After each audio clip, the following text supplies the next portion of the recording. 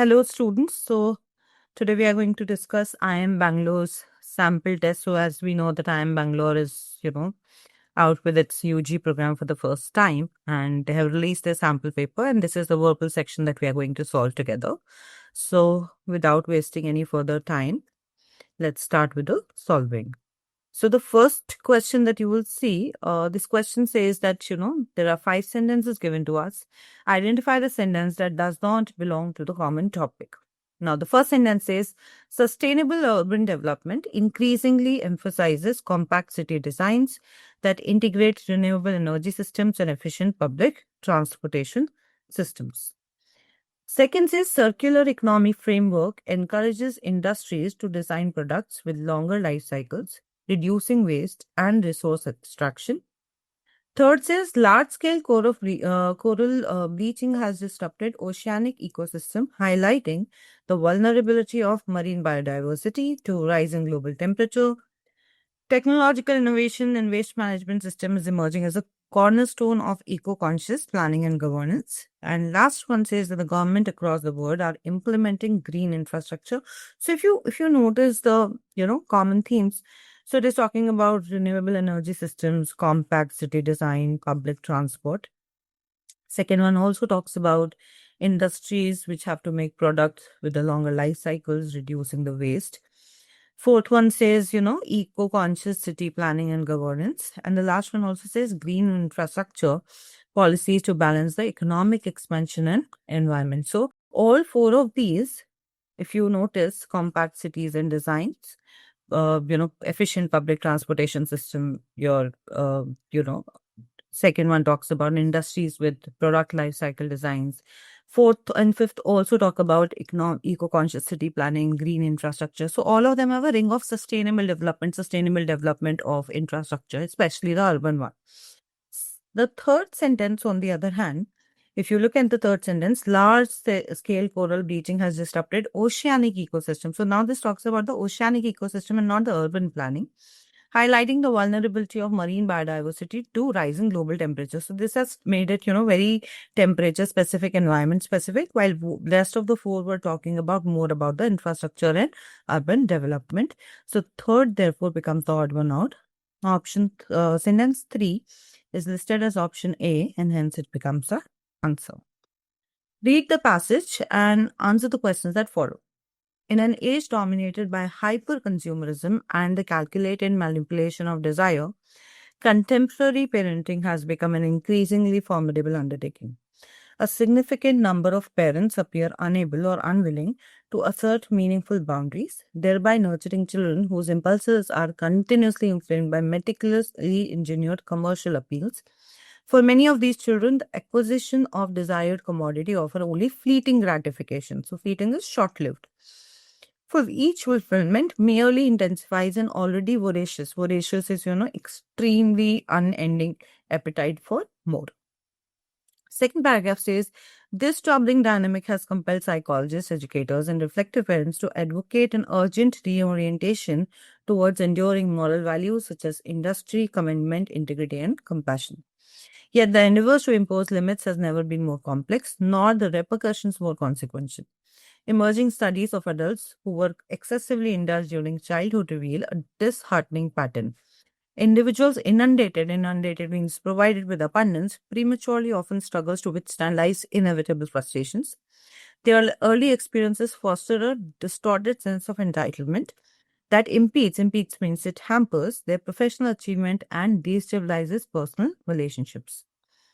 So passages, so far talking about how consumerism and, parents who are unable to restrain or guide students in the sense that, it is not just the consumerism or the fleeting gratification that you should look for. Rather, you should look for hardworking, contentment, integrity. All of these need to be worked upon. Otherwise, there can be professional challenges in future. And even the personal relationships can be destabilized. Last paragraph says, consequently, it is imperative, it is important for the parents deliberately cultivate in their children an awareness of gratitude, self-discipline, and emotional resilience. Only through such intentional guidance can the next generation transcend the seductive superficialities of material culture and discover a more profound, durable conception of human satisfaction.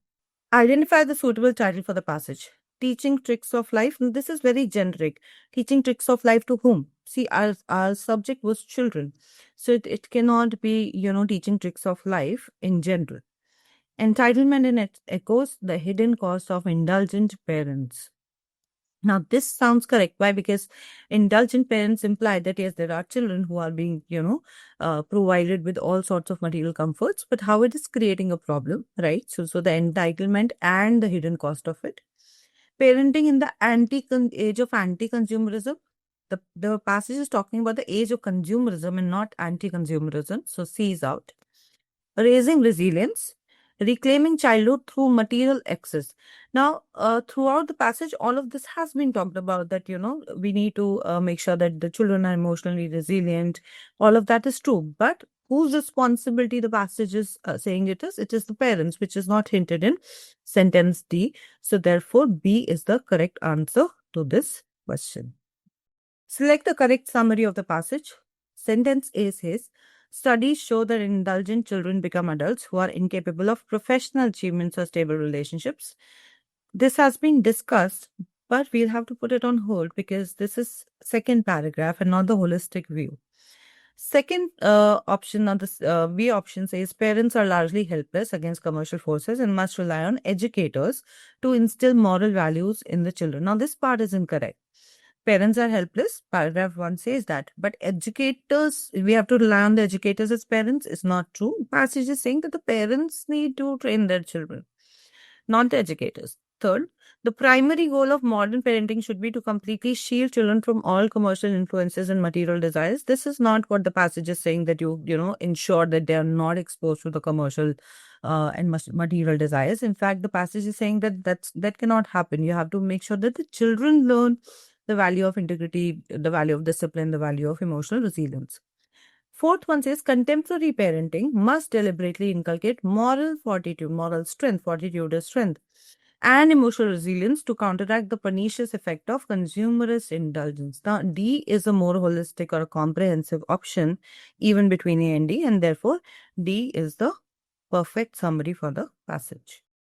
The passage argues that the fulfillment of a child's material desire in a consumerist society result in what specific outcome? So paragraph 1, if you read the last couple of sentences, it answers that when once one desire is fulfilled, it is a fleeting satisfaction and it gives rise to the another one.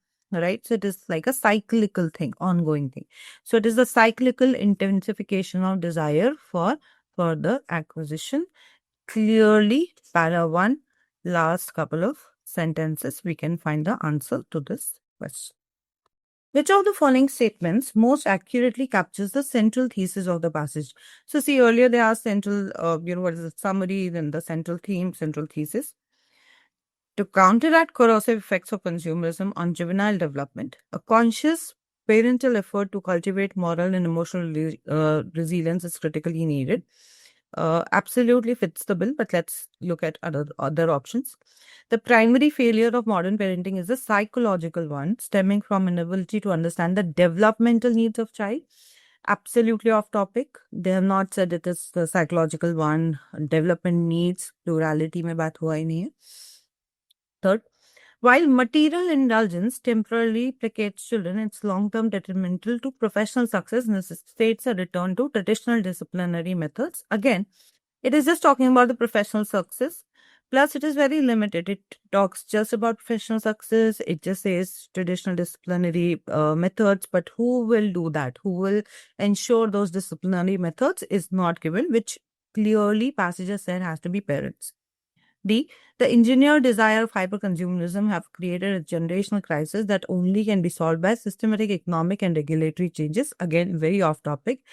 They have not suggested that there has to be systematic economic changes or regulatory changes. A becomes the answer to this question. Choose the correct alternative. In which sentence does since functions as an adverb? Now, adverb qualifies or adverb adds quality to either a verb, another adverb, or an adjective. So we have been friends since childhood. So now this since talks about it. It is a preposition. It is acting as a preposition of time, that since when? So that is since childhood. Since the rain has stopped. Now here it is giving you the reason. So it is behaving as a conjunction. So it can be replaced with a because. So because the rain has stopped, let's go out. Since the rain has stopped, let's go out. Since COVID, everything has changed. So again, it is giving you a timeline. So it is behaving as a preposition here. I met him years ago and haven't seen him since. Now, haven't seen him. And so now if I ask you that, since when you have not seen him, so you will say, I have not seen him since. So this becomes adverb of time. I have not seen him, since this. So this since indicates adverb of time itself. So D becomes the correct answer to this question. Complete the following sentence using the most appropriate word in all four blanks. A good teacher must possess dash to understand her students. So to understand students, what do you need? Intuition, awareness, empathy, and insight. Dash in dealing with their mistakes. Tolerance in dealing with their mistakes. Discipline, patience, and composure. So you don't need discipline to deal with somebody's mistake. Discipline is more, for yourself and not for others. You can need tolerance to deal with others, patience and composure. So these three can go. B we have eliminated. Maintain resilience or perseverance and inspire enthusiasm amongst learners, aspiration amongst learners, again aspiration. Now persistence. So persistence is you have to keep at it with the mistakes. You have to be patient, persevere, right? The difficult situations will come, so you don't have to give up on those. And to understand it, thus what is required is not, insight or intuition. It is the empathy to put yourself in the other person's shoes and think. So that's how you understand people. So sentence C becomes the correct answer to this question. Select the most appropriate phrase to substitute the underlying group of words in the given sentence. The disgruntled workers threw a spanner in the work. Disgruntled means dissatisfied. So threw a spanner in the work means when they try to, create an obstacle or hurdle in the work or try to stall the work. So which is that he disrupted the proceeding. Now, pull the plug is the idiom. So pull the plug basically means that, you stop something or terminate something. Throw in the towel is to surrender, to give up, which is again not true. And this is absolutely, non-idiomatic in nature. So disrupted the proceeding is the correct word. Option C. Choose the most appropriate word that represents the underlined word in the sentence below. In an attempt to destroy the opposing team completely, the Indian team launched a coordinated attack to them. So succinctly means to do it shortly. So that's not what we want to say. Vigorously is more to do with, with a lot of vigor, energy, vitality, which is not true. We are saying comprehensive it was. So complete attack is a comprehensive or a holistic attack. So D becomes the right answer here. Choose the most appropriate word missing in the following sentence. The Ajanta and Ellora caves, nestled in the rugged hills of Maharashtra, stand as monumental testament to India's artistic and spiritual. So it is a monumental testament, which is it's a proof of our spiritual reality, our legacy, tale, or history. Now, it is not a tale, it's not a story, it's a legacy that has come forward from one generation to the other. So it is a proof of our artistic and spiritual legacy, not our history. Select the option that most accurately maintains the correct tense sequence and logical chronology of actions. By the time the committee arrived, the researchers completed their presentation, submitted their report, and were leaving. Now, this is not parallel. Researchers completed, submitted, and were leaving. So this becomes continuous, not parallel. By the time committee arrived, the researchers were completing, had submitted, and left. So again, this is simple past, this is past perfect, and this is past continuous, not at all parallel. By the time the committee arrived, the researchers had completed their work, had submitted the report, and had left. So absolutely parallel, all the phrases and the clauses are in the parallel position. The researchers have completed, have submitted, and were leaving. Again, this becomes past and rest of the two are present. So this cannot be my answer. The researchers completed, submitted, and left. Now, These two, though both of them are parallel, we have to decide whether we want the researcher had completed or the researcher completed. Now, when there are two actions which you need to sequence. So the first action goes in the distant past. So what happened first? The committee arrived first or the researchers completed first? So clearly the intention is to say that research is completed. So because the first action is researcher completed, it will go in V3 or a past perfect form. That is a had plus V3 that the researchers had completed by the time the committee arrived, because that's the second action, and second action is reported in simple past. So option C becomes the right answer, and we cannot keep committee arrived and researcher completed both in V2. So not true. So B becomes the right answer here. The traditional pilgrim advanced not merely through geographical terrain, but through a profound interior landscape, engendering a transcendent sense of belonging that disseminated a universal message of fraternity. This ethos was imparted indiscriminately, whether within the confines of austere caves, secluded ashrams, or humble settlement. In reciprocation for their devout observance of pilgrimage dharma, they received the benediction. Benediction is the blessings and sagacious congregation of yogis. So sagacious means a wise gathering of yogis and mahatmas. A genuine pilgrimage constitutes a form of penance or sadhana, an austere, very disciplined, strict endeavor to commune with nature, cultivating an individual unity with it. It is an ascetic discipline and sustains the physique through moderate sustenance. So that means that you eat very less. That's how you sustain your body. It's very rigid, strict discipline. While deliberately seeking emancipation is freedom from the worldly attachments, discovering a serene contentment in detachment from familial and social ties. So the first paragraph talks about that what actually pilgrimages should look like. So it should not be that you're going to a difficult geographical terrain. It should be an inner work also. So you eat moderately, you live in difficult, or very with very few means. You try to be in the nature, commune with the nature. You try to detach yourself from the worldly attachments and your family and social ties, and be content with it. This sacred undertaking stands in stark opposition to its modern perversion into the picnicking excursion, characterized by populous retinue, commodious comforts, frivolous entertainment, and environmental disregard. So, author is criticizing that in modern times, it is in stark opposition to what the pilgrimage should actually look like. More egregious, more harmful is that the resultant inflation of ego, masquerading as the privilege of a special darshan with spiritual experience, now flaunted alongside the distribution of alms. So now even people, show off that they're doing charity. A truly transformative spiritual odyssey must therefore commence with the foundational comprehension of the pilgrimage's inherent grace and sacrosanct significance. If you're doing a pilgrimage, it should have its own meaning. It's religious, its sanctity should be maintained, subsequently actualized through meticulous adherence to prescribed rules. So you should follow the rules and rituals. This conscious discipline approach only transmutes the pilgrimage into a sublime medium for ultimate spiritual evolution. So author is very critical of how, these religious trips are taken.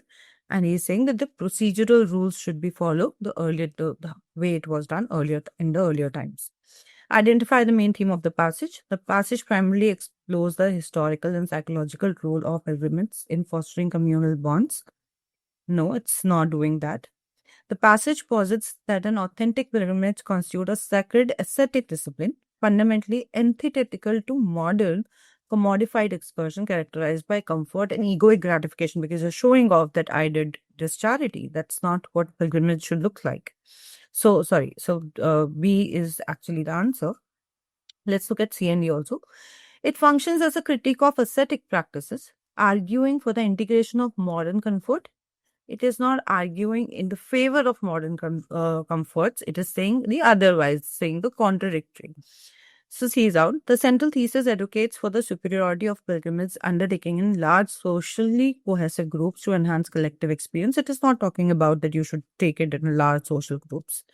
So correct answer is option B for this question.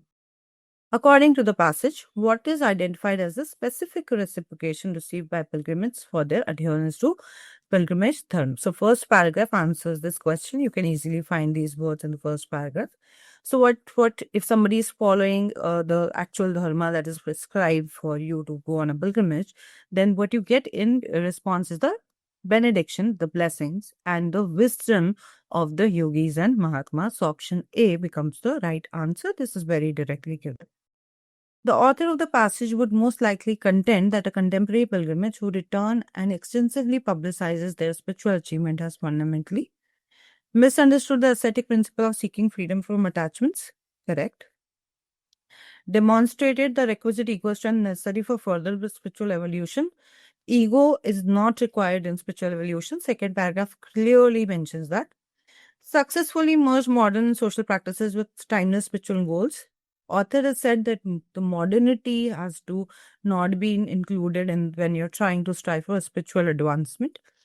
Fulfill the dharmic obligation of disseminating wisdom to a wider community. This is incorrect. So the passage says that, you have to learn to detach from your ego, detach from your family ties, detach from, showing off. So misunderstood the ascetic principle. If you're coming back and if you're publicizing, then you actually have not understood the whole point of, living in a very ascetic environment, living in a very rigid, strict environment where you can evolve spiritually, right? So A is what will happen if you publicize.